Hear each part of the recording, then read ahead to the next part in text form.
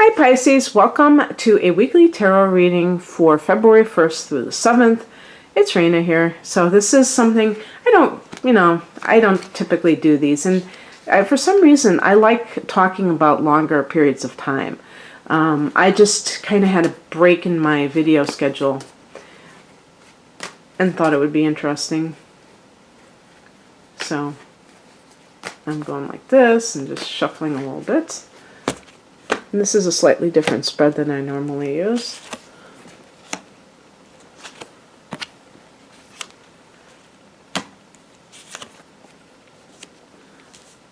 Let me...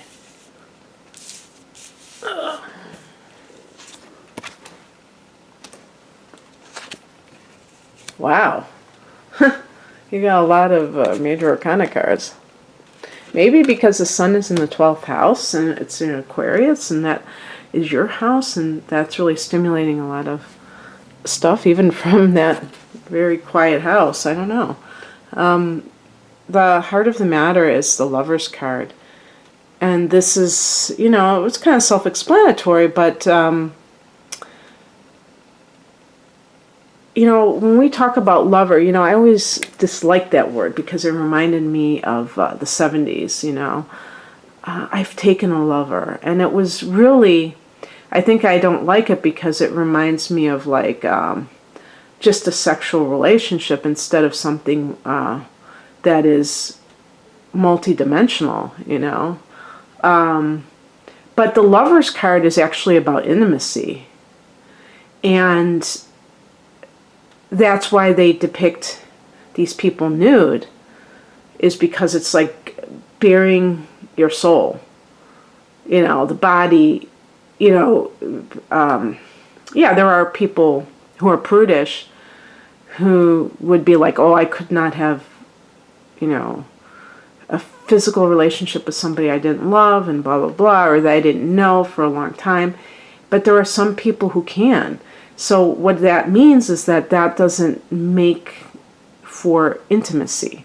Having physical intimacy is not the same as emotional intimacy. The Lover's card can be about that. Sometimes the Lover's card can be a choice that has to be made. This is a card connected to Gemini, in case that's somebody that you're dealing with. In the past position, we have the Five of Wands. So we're having this conflict, competition. And it's interesting, I've mentioned this in the past, and it's worth repeating, that competitiveness in relationships can exist, and you may not realize it. If you have a partner who is jealous, or envious is really the word, of your accomplishments, you may, if you don't have good self-esteem, Pisces, you may believe what they're saying, because they may say, oh, maybe they don't talk about your career directly, but they put you down in other areas. But really, if you are the one who has the more prestigious career and they feel inferior as a result, those kinds of people will try to diminish the other person. This will only usually happen if they are ambitious. If somebody's not ambitious, they don't care. They'll be on the gravy train, they don't care. But if there's somebody who feels frustrated, thwarted in what they're trying to do, maybe they're very intelligent and they have talent, but they have some kind of things that hold them back, like there are different things. Maybe they got into trouble with the law when they were younger, so they have a record, or they have a learning disability. I think that one is huge, where somebody is very intelligent, but they have a problem when they're trying to go to college, or and to get that piece of paper that they need, even though they probably don't need it to be able to do what they need to do. But those things in life, and it's like, instead of getting creative and thinking of other ways that they can become successful, like maybe starting their own business or doing something like that, they get abusive. And one of the ways to get abusive is to plant ideas in their partner's head that they are the ones that are inferior, and that to make themselves feel better. And in general, you will find that this can happen in any type of relationship, even a parent-child relationship, sadly enough. So, but we're talking here with the lovers. It's going to be of a romantic type of relationship, or just simply a lot of conflict in that relationship. And what are you going to do about it? One thing that I saw when I saw those two cards together, I thought of fighting in order to avoid intimacy. And I was thinking, wow, well, does that make sense? And it's like, yes, it does make sense. That some people, in order to kind of distract from intimacy in the relationship, they start fights. And that's pretty messed up, isn't it? But the reason they do it is because they are terrified of getting close to somebody, because if they get close, that person could leave them, and that would be like, they obviously, a person like that has a lot of trauma in their past. But I just wanted to put that out there because it's pretty interesting.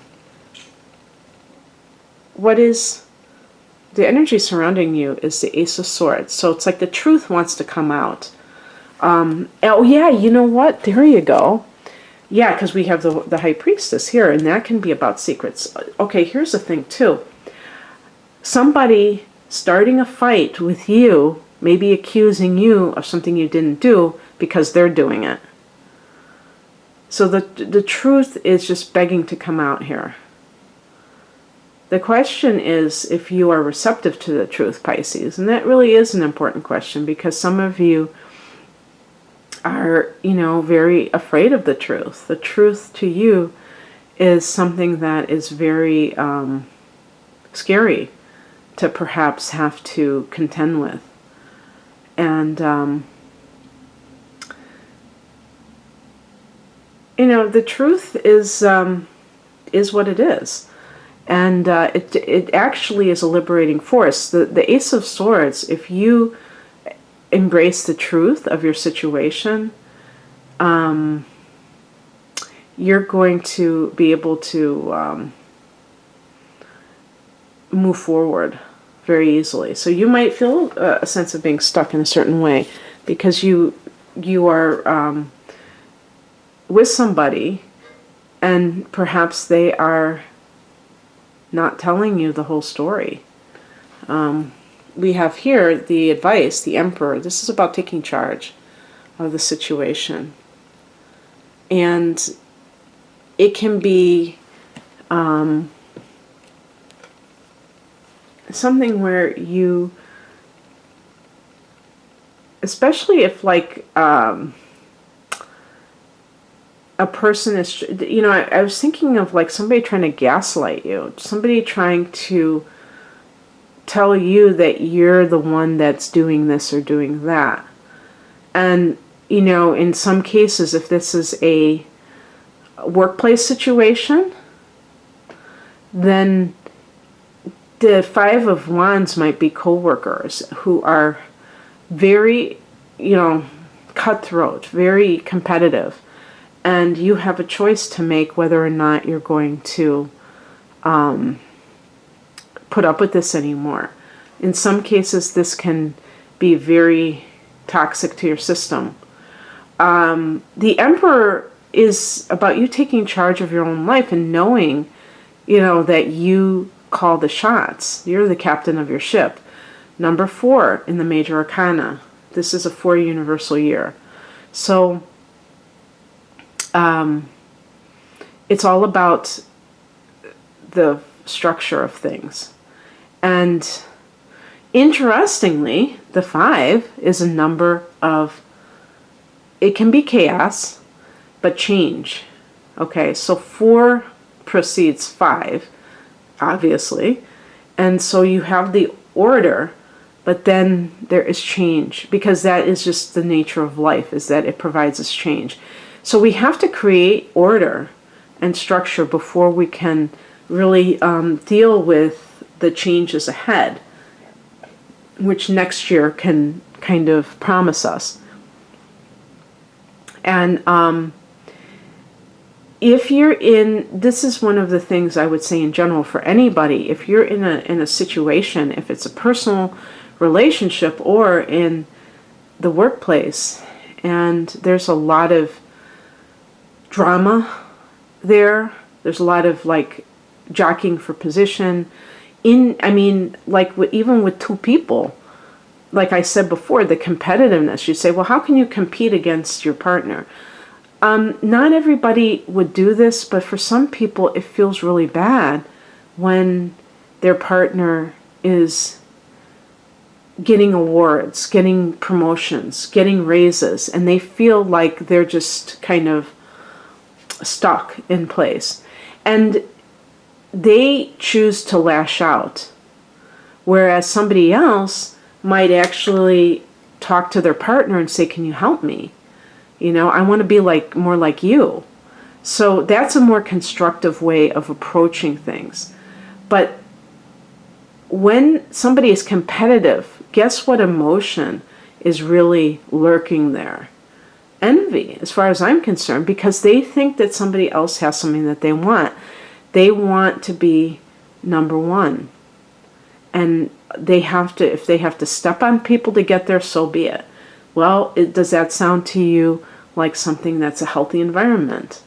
So the Emperor is about taking charge of your life if you feel like there's a lot of chaos going on, a lot of drama. And if this is in the workplace, there might even be somebody who's in arbitration, who is the head of the company, or maybe a mentor that you have used in the past and say, hey, this is going on, what should I do? The outcome is the High Priestess. To me, she holds the secrets, but this couldn't even be like timing-wise. Like I would connect the High Priestess to the moon, even though it's not, I don't know if the High Priestess, what planet it's connected to, come to think of it. I'm going to have to check that out. But in any case, I would connect it to the moon because there's that intuitive nature of this card. So, looking at it as a timing card, we're having a full moon in Virgo. Well, there's two things. Maybe I'm getting ahead of myself, but just for that full moon in Virgo, Pisces, that will be in your 7th house, your opposite house. So that could shine the light on a partner who may be accusing you of doing something that they're doing, and then everything comes out. This month, a couple days after the end of the first week, on the 9th, there's going to be a full moon in Leo.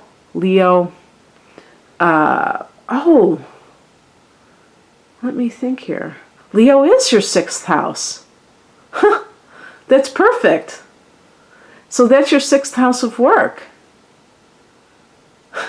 So maybe that's going to be something that comes out there, if there's any secrets going on in the workplace. Okay. Well, that makes a lot of sense. Okay, well, and that's right after the time frame of this reading. So there you go.